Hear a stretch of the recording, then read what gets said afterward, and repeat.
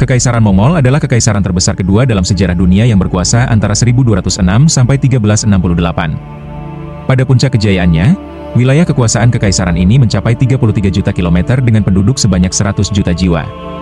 Sepanjang sejarah, hanya Britania Raya yang mampu mengungguli pencapaian tersebut. Kekaisaran Mongol didirikan oleh Genghis Khan pada 1206.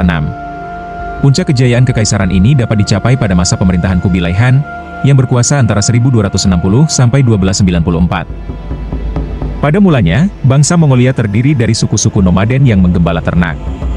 Suku-suku ini berpindah mengikuti musim dan tinggal di tenda-tenda sementara.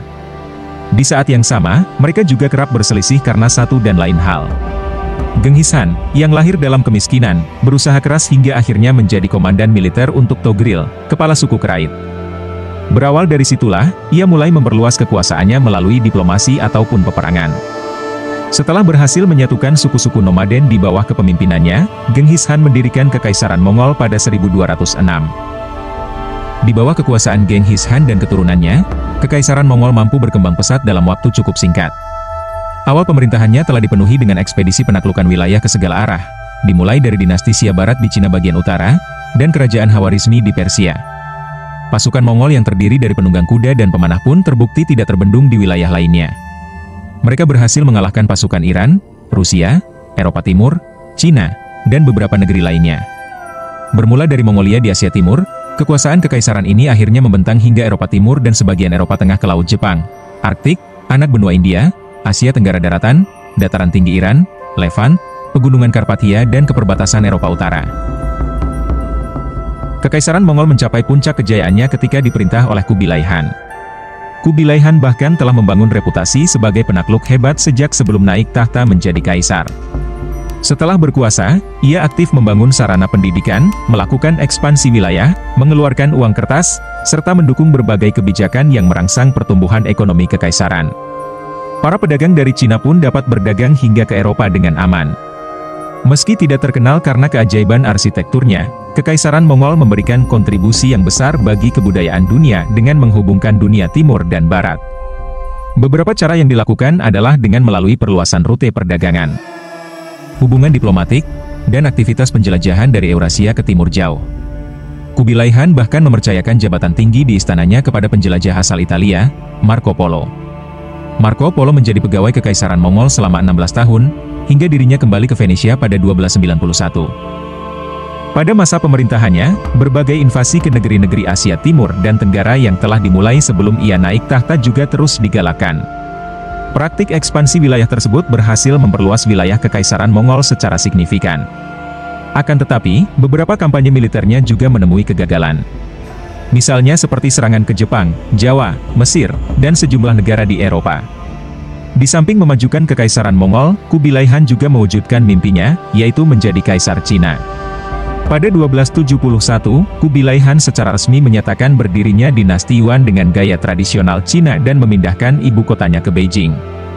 Ia pun berhasil menaklukkan dinasti Song pada 1279, dan menjadi bangsa asing non-Han pertama yang menyatukan seluruh Cina. Setelah kematian Genghis Khan, Kekaisaran Mongol pada dasarnya terbagi menjadi 4 Khanat atau kerajaan, yaitu dinasti Yuan, Cina, Ilkhanate, Persia, Kehanan Chagatai, Asia Tengah, dan Golden Horde, Rusia. Masing-masing kerajaan yang diperintah oleh keturunan Genghis Khan ini memiliki kepentingan dan musuh sendiri. Perselisihan dan perpecahan inilah yang menjadi salah satu sebab keruntuhan Kekaisaran Mongol. Pada akhirnya, wilayah Ilkhanate dan Kehanan Chagatai diambil alih oleh pendiri Kekaisaran Timurid. Sedangkan di Cina sendiri, dinasti Yuan berhasil dikalahkan oleh dinasti Ming. Penguasa dinasti kemudian melakukan upaya balas dendam dengan menghancurkan ibu kota Kekaisaran Mongol beserta hartanya. Pada tahun 1271, Kubilai Khan secara resmi mendirikan dinasti Yuan. Dinasti Yuan adalah dinasti asing pertama yang memerintah seluruh Tiongkok hingga akhirnya digulingkan oleh dinasti Ming pada tahun 1368. Namun, berabad-abad konflik internal, ekspansi dan kontraksi membuat mereka jatuh ke dalam dinasti Manchu Qing. Mereka menaklukkan Mongolia dalam pada 1636. Mongolia luar ditaklukkan pada 1691. Selama 200 tahun berikutnya, Mongolia diperintah oleh dinasti Qing hingga tahun 1911. Mongolia mendeklarasikan kemerdekaannya pada 1911 di bawah pemerintahan Boghan, pemimpin spiritual Buddha Tibet Mongolia. Namun, pemerintah Cina masih menganggap Mongolia Luar sebagai bagian dari wilayahnya dan menginvasi negara tersebut pada 1919. Pada 1921, Revolusi Rakyat menang di Mongolia dengan bantuan Tentara Merah Rusia dan dengan demikian Mongolia menjadi negara sosialis kedua di dunia. Setelah kematian Boghan pada 1924, Republik Rakyat Mongolia diproklamasikan dan konstitusi pertama diadopsi. Selama 2 dekade terakhir, Mongolia telah mengubah dirinya dari negara sosialis dengan ekonomi terencana, menjadi negara demokrasi multipartai yang dinamis, dengan salah satu ekonomi pertumbuhan tercepat di dunia.